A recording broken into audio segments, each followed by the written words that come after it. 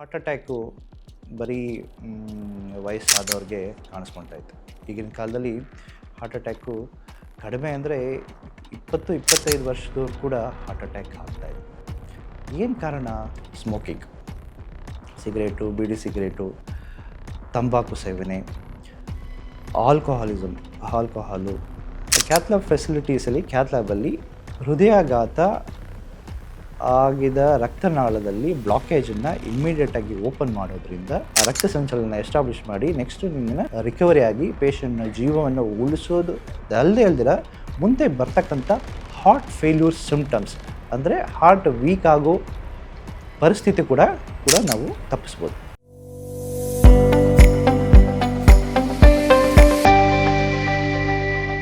ಜೈ ಶ್ರೀ ಗುರುದೇವ್. ನಾನು doctor Yatish, senior interventional cardiologist, Adichunchanagiri ಆಸ್ಪತ್ರೆ, P G ನಗರ, ಮಂಡ್ಯ.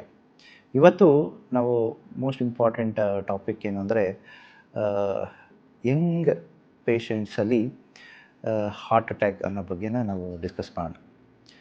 ಮೊದಲು ಹಾರ್ಟ್ ಅಟ್ಯಾಕು ಬರೀ ವಯಸ್ಸಾದವ್ರಿಗೆ ಕಾಣಿಸ್ಕೊಳ್ತಾ ಇತ್ತು.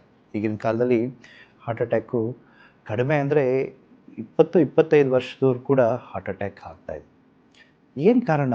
ಯಾಕೆ ಇಷ್ಟು ಚಿಕ್ಕ ವಯಸ್ಸಿನಲ್ಲೇ ಹೃದಯ ಸಂಬಂಧ ಕಾಯಿಲೆಗಳು ಬರ್ತಿದೆ ಅಂತ ನೋಡೋದಾದರೆ ಮೋಸ್ಟ್ ಇಂಪಾರ್ಟೆಂಟಾಗಿ ಹೇಳಬೇಕಂದ್ರೆ ಸ್ಮೋಕಿಂಗ್, ಸಿಗರೇಟು, ಬೀಡಿ ಸಿಗರೇಟು, ತಂಬಾಕು ಸೇವನೆ, ಆಲ್ಕೋಹಾಲು. ಸ್ವಲ್ಪ ಕುಡಿದ್ರೆ ಒಳ್ಳೆಯದು, ಜಾಸ್ತಿ ಕುಡಿದ್ರೆ ಕೆಟ್ಟದ್ದು ಅಂತೇನಿಲ್ಲ. ಎಷ್ಟೇ ಕುಡಿದ್ರೂ, ಎಷ್ಟೇ ಅಮೌಂಟಲ್ಲಿ ಕುಡಿದ್ರೂ ಅದು ತೊಂದರೆನೇ. ಬಿ ಪಿ ಹಾಗೂ ಶುಗರು ಇರೋದನ್ನು ನಾವು ಚೆಕಪ್ ಮಾಡ್ಕೊಳ್ದೇ ಇರೋದು, ಅದು ಯಥೇಚ್ಛವಾಗಿ ಆಗಿ ಹಾರ್ಟ್ ಅಟ್ಯಾಕ್ ಆಗೋ ಸಂಭಾವನೆಗಳು ಇರ್ತವೆ. ಫ್ಯಾಮಿಲಿಯಲ್ಲಿ ಹಾರ್ಟ್ ಅಟ್ಯಾಕ್ ಹಿಸ್ಟ್ರಿ ಇದ್ದರೆ, ಹಾರ್ಟ್ ಅಟ್ಯಾಕ್ ಫ್ಯಾಮಿಲಿಯಲ್ಲಿ ದೊಡ್ಡಪ್ಪಗೆ, ಚಿಕ್ಕಪ್ಪಗೆ, ಅಪ್ಪಗೆ ಯಾರಿಗಾದರೂ ಆಗಿದ್ದರೆ ದಯವಿಟ್ಟು ಅಂಥವರು ಬಂದು ಚೆಕಪ್ ಮಾಡಿಸ್ಕೊಳ್ಳಿ. E C G, echo, treadmill test ಹಾಗೂ ಸ್ವಲ್ಪ basic investigations, sugars, cholesterols, kidney function test, ಇವೆಲ್ಲ ಎವ್ರಿ ಬರ್ತ್ಡೇಗೆ ಬಂದು ಚೆಕಪ್ ಮಾಡಿಸ್ಕೊಳ್ಳಿ. ಇದನ್ನೆಲ್ಲ ಅರ್ಲಿ ಡಯಾಗ್ನೋಸ್ ಮಾಡಿ ನಾವು ತಡೆಗಟ್ಟೋದಾದರೆ ಫ್ಯೂಚರಲ್ಲಿ ಬರ್ತಕ್ಕಂಥ ಹಾರ್ಟ್ ಅಟ್ಯಾಕ್ನ ನಾವು ಖಂಡಿತವಾಗಿಯೂ ತಪ್ಪಿಸ್ಬೋದು. ಹಾರ್ಟ್ ಅಟ್ಯಾಕ್ ಲಕ್ಷಣಗಳೇನು? ಹಾರ್ಟ್ ಅಟ್ಯಾಕ್ಗೆ ಏನಾದರೂ ವಾರ್ನಿಂಗ್ ಸಿಂಪ್ಟಮ್ಸ್ ಇರುತ್ತಾ? ಹೌದು, ಹಾರ್ಟ್ ಅಟ್ಯಾಕ್ಗೆ ವಾರ್ನಿಂಗ್ ಸಿಂಪ್ಟಮ್ಸ್ ಬರಬಹುದು. ನಡೆದ್ರೆ, ಓಡಾಡಿದ್ರೆ, ಮೆಟ್ಲತ್ತಿದ್ರೆ ಎದೆ ನೋವು ಬರೋದು, ಉಸಿರಾಟಕ್ಕೆ ತೊಂದರೆ ಬರೋದು, ತುಂಬ ಆಯಾಸ ಆಗೋದು, ತುಂಬ ಬೆವರು ಬರೋದು, ಇವೆಲ್ಲ ಹಾರ್ಟ್ ಅಟ್ಯಾಕ್ಗೆ ಬರೋಕ್ಕಿಂತ ಮುಂಚೆ ಸಿಂಪ್ಟಮ್ಸು ಕೆಲವು ಪೇಷಂಟ್ಸಲ್ಲಿ ನಾವು ನೋಡಿದ್ವಿ. ಹಾರ್ಟ್ ಅಟ್ಯಾಕ್ ಆದಾಗ ಯಾವ ರೀತಿ ಇರುತ್ತೆ? ತುಂಬ ಎದೆ ನೋವು ಬರೋದು, ತುಂಬ ಬೆವರು ಬರೋದು, ಬೆವರಲ್ಲೇ ಬಟ್ಟೆ ಎಲ್ಲ ಒದ್ದೆ ಆಗಿಬಿಡೋದು, ಕೈ ನೋವು ಬರೋದು, ಗಂಟ್ಲು ನೋವು ಬರೋದು, ಎದೆ ಭಾಗದ ಹಿಂದಿನ ನೋವು ಬರೋದು, ಸುಸ್ತಾಗೋದು, ತುಂಬ ಉಸಿರಾಟದ ತೊಂದರೆ ಬರೋದು ಹಾಗೂ ತಲೆ ತಿರುಗೋದು, ಇದೆಲ್ಲ ಹಾರ್ಟ್ ಅಟ್ಯಾಕಿನ ಹೃದಯಾಘಾತದ ಲಕ್ಷಣಗಳು ಇರ್ಬೋದು. ಇದರಲ್ಲಿ ಯಾವುದಾದ್ರೂ ನಿಮಗೆ ಲಕ್ಷಣಗಳ ಕಂಡು ಬಂದಲ್ಲಿ ಫಸ್ಟ್ ನೀವು ಇಮಿಡಿಯೇಟಾಗಿ ಹತ್ತಿರದ ಹಾಸ್ಪಿಟ್ಲು, ಯಾವುದು ನಿಮ್ಗೆ ಹತ್ತಿರ ಇರುತ್ತೋ, ಕ್ಲಿನಿಕ್ ಇರುತ್ತೋ ಆ ಫಸ್ಟ್ ಹಾಸ್ಪಿಟಲ್ಗೆ ಹೋಗಿ ಅಟ್ಲೀಸ್ಟ್ ಒಂದು ಇ ಸಿ ಜಿನ ಹಾಗೂ ಡಾಕ್ಟ್ರನ್ನ ನೀವು ಫಸ್ಟ್ ಕಾಣಬೇಕಾಗುತ್ತೆ. ಇ ಸಿ ಜಿ ಮಾಡಿದ್ದಾಗಲಿ ಅದರಲ್ಲಿ ಹಾರ್ಟ್ ಅಟ್ಯಾಕ್ ಚೇಂಜಸ್ ಏನಾದರೂ ಕಾಣ್ತಾ ಇದ್ದರೆ ಇಮಿಡಿಯೇಟ್ಲಿ ನಿಮ್ಮನ್ನು ಟರ್ಷರಿ ಕೇರ್ ಸೆಂಟ್ರಿಗೆ ರೆಫರ್ ಮಾಡ್ತಾರೆ. ಫಸ್ಟ್ ಏಡ್ ಕೊಟ್ಬಿಟ್ಟು ಡಿಸ್ಪ್ರಿನ್ನು, ಒಂದು ಸ್ಟಾಟಿನ್ಸು ಹಾಗೂ ಆ್ಯಂಟಿಪ್ಲೇಟ್ಲೆಟ್ಸ್ ಅಂತ ಹೇಳ್ತೀವಿ, ಅದೆಲ್ಲ ಕೊಟ್ಟು ನಿಮಗೆ ಟರ್ಷರಿ ಕೇರ್ ಸೆಂಟ್ರಿಗೆ ರೆಫರ್ ಮಾಡ್ತಾರೆ.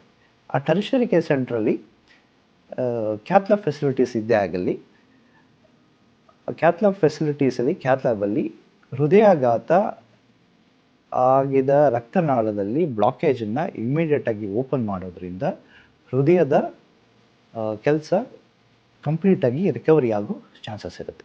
ನಾವು ಅದನ್ನು ಗೋಲ್ಡನ್ ಹವರ್ ಅಂತ ಕರಿತೀವಿ. Golden hour is first 1 hour of appearance of symptoms. ಲಕ್ಷಣಗಳು, ಹೃದಯಾಘಾತದ ಲಕ್ಷಣ 1 hour ಒಳಗಡೆ ನಾವು ಆ ಬ್ಲಾಕೇಜ್ನ ಓಪನ್ ಮಾಡಿದ್ದೇ ಆಗಿದ್ದಲ್ಲಿ ನಮಗೆ ಹಾರ್ಟು ಕಂಪ್ಲೀಟಾಗಿ 100% ರಿಕವರಿ ಆಗಿ ಪೇಷಂಟ್ನ ಜೀವವನ್ನು ಉಳಿಸೋದು ಅಲ್ದಿರ ಮುಂದೆ ಬರ್ತಕ್ಕಂಥ ಹಾರ್ಟ್ ಫೇಲ್ಯೂರ್ ಸಿಮ್ಟಮ್ಸ್ ಅಂದರೆ ಹಾರ್ಟ್ ವೀಕ್ ಆಗೋ ಪರಿಸ್ಥಿತಿ ಕೂಡ ನಾವು ತಪ್ಪಿಸ್ಬೋದು.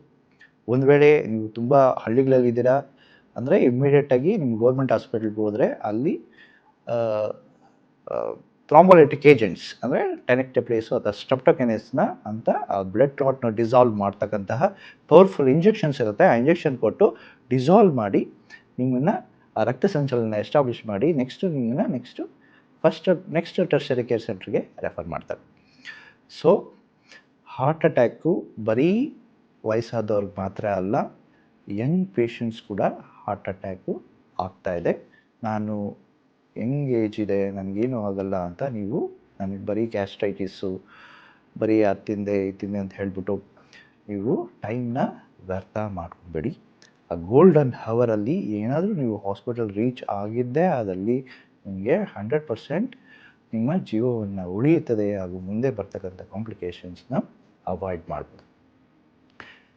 ಮೋಸ್ಟ್ ಇಂಪಾರ್ಟೆಂಟ್ ಇನ್ನೊಂದು ಕ್ವಶನ್ ಏನಂದರೆ, ಹಾರ್ಟ್ ಅಟ್ಯಾಕ್ ಆಗದೇ ಇರೋಂಗೆ ಏನು ಮಾಡೋದು, ಏನೇನು ನಾವು ಕ್ರಮಗಳನ್ನ ಅನುಸರಿಸಿದ್ರೆ ನಮಗೆ ಹಾರ್ಟ್ ಅಟ್ಯಾಕ್ ಬರೋದಿಲ್ಲ. Most of the times heart ಅಟ್ಯಾಕ್ನ ಪ್ರಿವೆಂಟ್ ಮಾಡೋಕ್ಕೆ ನಿಮ್ಮ ಬ್ಲಡ್ ಪ್ರೆಷರ್ಸು, ಶುಗರ್ಸು, ಕೊಲೆಸ್ಟ್ರಾಲ್ಸು ಕಂಟ್ರೋಲಲ್ಲಿ ಇರಬೇಕಾಗುತ್ತೆ. ಆಮೇಲೆ ವರ್ಷಕ್ಕೊಂದ್ಸತಿ ನೀವು ECG, echo, TMT, blood sugars ಅದು ಬೇಸಿಕ್ ಇನ್ವೆಸ್ಟಿಗೇಷನ್ಸ್ ಏನೇನೋದಲ್ಲ, ನೀವು ನಿಮ್ಮ ಬರ್ತ್ಡೇ ದಿವಸ ಅದನ್ನು ನೀವು ಗಿಫ್ಟ್ ಮಾಡಿ, ಹೆಲ್ತ್ ಚೆಕಪ್ನ ನೀವು ಗಿಫ್ಟ್ ಮಾಡ್ಕೊಳ್ಳಿ. ಫ್ಯಾಮಿಲಿ ಹಿಸ್ಟ್ರಿ ಆಗಿದ್ದೇ ಇದ್ದಲ್ಲಿ ಡೆಫಿನೆಟ್ಲಿ ಫ್ಯಾಮಿಲಿಯಲ್ಲಿದ್ದರೆ ನಿಮಗೂ ಹಾರ್ಟಲ್ಲಿ ಬ್ಲಾಕೇಜಸ್ ಬರೋ ಚಾನ್ಸಸ್ಸು ತುಂಬ ಇರುತ್ತೆ.